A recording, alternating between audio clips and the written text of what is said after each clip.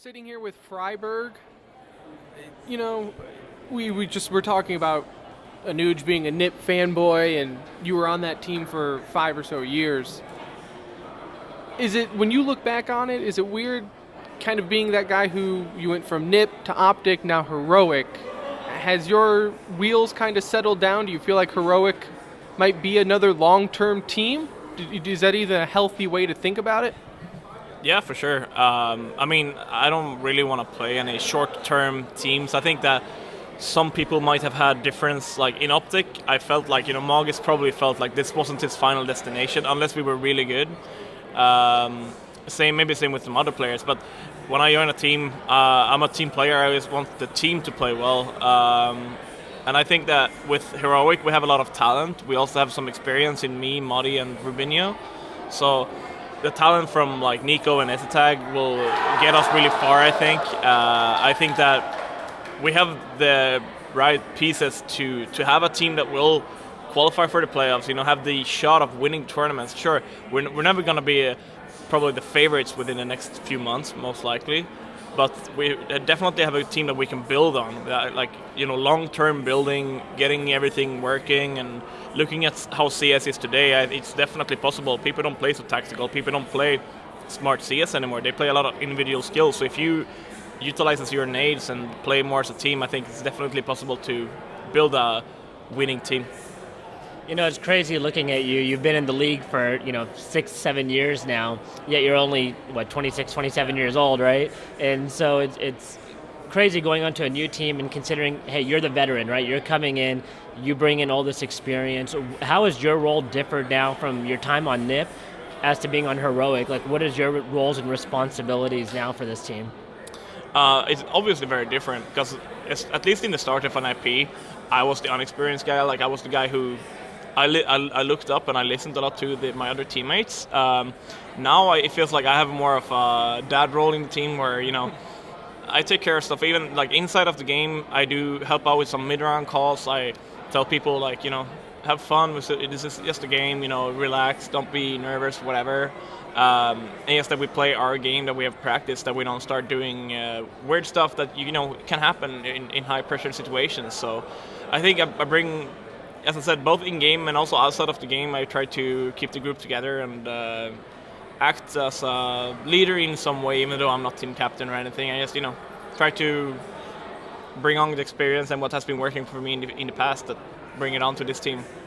Does having a couple-month hiatus away from playing in LAN tournaments for the most part, has that kind of re-energized you, reinvigorated you, and kind of seen your second part of your career, coming up? Definitely, yeah, for sure. I mean, I was streaming and I really felt like I really missed the competitive part. I like playing CS has always been fun, but after a while streaming, CS wasn't as funny as it was. Like, I didn't have the motivation to sit and play DM for 2 hours before the stream just to play well under the stream. It was more of a I just streamed to stream thing, kind of. And I don't know, I really missed the part of, as I said, like going to offline events, feeling the competition, meeting up with all the players, and getting back into the, I don't know what you call it. It's more it's a state of mind, I guess. That, you're in the zone basically of competing. You're playing with the teams. You have the team mind in your in your team set in your mind, basically, like thinking what the team will do, like what teams to play, how to veto, like. All of that is so much fun. I love it, and I'm super happy to be back. You brought up how, the way Counter-Strike is generally played now is just individual skills, and it's not so tactical, or it's getting away from that. Right now, Astralis is playing Liquid, and in the first match, they 16-1'd them, and I think they had over 1,000 damage in their utility alone. Is it something, and everyone's saying it, is when you're practicing, is there something different that you see when teams are thinking more tactically than, individual skills? Yeah, obviously. Like, if you're practicing against a team who's playing very loose, very individually, they are going for picks all around the place. But if you're practicing as a team that you really feel like, they're working on building a gameplay, like they're maybe building a pattern, smoking, let's say they're playing Inferno, where they're taking mid every round, and they're taking mid, and doing different stuff with the, building up a pattern. So I don't know. Astralis is one of those teams that I feel like right now they have kind of broken the meta a bit because teams has been playing, as I said, very loose and individually based. But right now Astralis they're not playing too tactically, but they're just playing a lot together, as you said, utilizing their grenades and stuff like that, doing stuff that people actually haven't done for a couple of years now. I think this was more a thing back in like 2012, 13, where you double nade stuff. We used to do that a lot, but back in the days, nowadays it's more like shooting headshots. So I think Astralis, right now they are creating a new meta within Counter-Strike, and I think the teams will follow. Teams will definitely look into what Astralis are doing. They're gonna try to break the code, what is working so well for Astralis right now.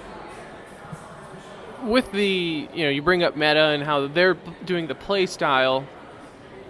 Looking at from things more out of your guys' control as like a pro player and I'm looking more so speaking like towards Valve's point of view, when they take in maps or out of maps or anything like that, as a player, is it frustrating where maybe, for example, like if you really liked Cobble, right, and then they take it out and add Dust 2 or anything like that, how does that affect your practice going into an event?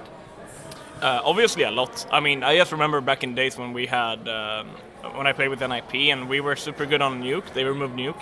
We were really good on Dust 2 as well at the time that they brought it out of the map hole, so obviously it's a big blunder for the teams that are favoring the maps, but in some way it's necessary to keep up, like, renewal things, because otherwise we would get to the same point as where 1.6 kind of were in the end, where there was no updates to the game. It was the same game being played for several years in a row.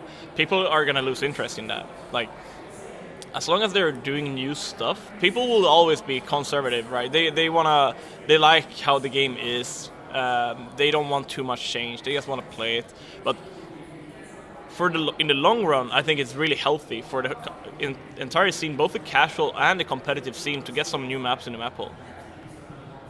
You guys are going to be in Austin in like 2 weeks for DreamHack Austin. Is the plan for you guys just to kind of hang out in Texas for now? That would have been the best plan, because flying back and forth with all the jet lag it's not fun. But as you know, we got the Hellraiser spot here, so we didn't really have time to plan like everything here, like get somewhere to practice and like all the behind the scenes stuff. So we're flying back. We're gonna go home. We're gonna practice from Europe, and we're gonna fly back on Thursday next week. So we're just gonna be home for like 8 days, I think. So yeah, go home, recharge our batteries, and come back in full force. Anuj and I have empty bedrooms, and we have fast internet. I don't think our wives would mind if you guys want to, tag along on the ride home. I mean, you're more than welcome to. That's a good offer. But I think I prefer my own bed. I'm really missing my own bed right now. I don't blame you. Well, Friberg, hey, thank you again for joining us. Thank you.